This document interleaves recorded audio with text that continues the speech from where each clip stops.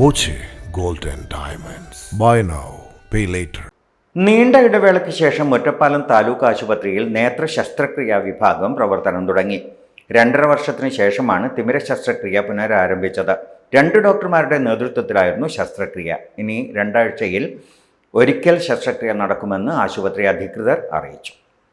തിമിരം ഉൾപ്പെടെയുള്ള ശസ്ത്രക്രിയ ആവശ്യമുള്ളവർക്ക് ഇതുവരെ ജില്ലാ ആശുപത്രിയെയോ സ്വകാര്യ ആശുപത്രിയെയോ സമീപിക്കേണ്ട സാഹചര്യമായിരുന്നു. ഒറ്റപ്പാലത്തെ നേത്രരോഗ വിദഗ്ധ doctor T V Sithara, Chittur taluk ആശുപത്രിയിലെ നേത്രരോഗ വിദഗ്ധ ഡോക്ടർ അണിമ എന്നിവരുടെ നേതൃത്വത്തിലായിരുന്നു ശസ്ത്രക്രിയ. 2022 ഒക്ടോബറിലാണ് നേത്ര ശസ്ത്രക്രിയാ വിഭാഗം പ്രവർത്തിച്ചിരുന്ന കെട്ടിടം പൊളിച്ചു നീക്കിയിരുന്നത്.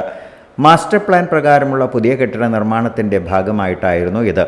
എന്നാൽ അന്ന് ശസ്ത്രക്രിയാ വിഭാഗത്തെ മറ്റൊരു കെട്ടിടത്തിൽ സൗകര്യമൊരുക്കാത്തത് മൂലം പ്രവർത്തനം നിശ്ചലമായി.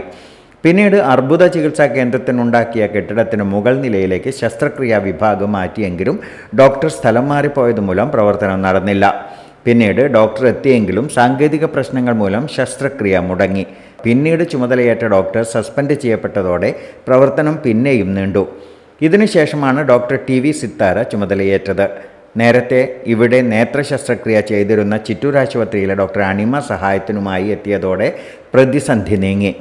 2019 ജൂലൈ മാസത്തിലാണ് താലൂക്ക് ആശുപത്രിയിൽ നേത്ര ശസ്ത്രക്രിയാ വിഭാഗം പ്രവർത്തനം തുടങ്ങിയത്. തിമിര ശസ്ത്രക്രിയ ഉൾപ്പെടെ 600-ലേറെ ശസ്ത്രക്രിയകളാണ് ഇവിടെ പൂർത്തിയാക്കിയിട്ടുള്ളത്. കോവിഡ് കാലത്ത് പോലും ഇവിടെ ശസ്ത്രക്രിയ മുടങ്ങിയിരുന്നില്ല. Dot view news. കാഴ്ചകളാണ് ലോകം. കണ്ടു തുടങ്ങുക.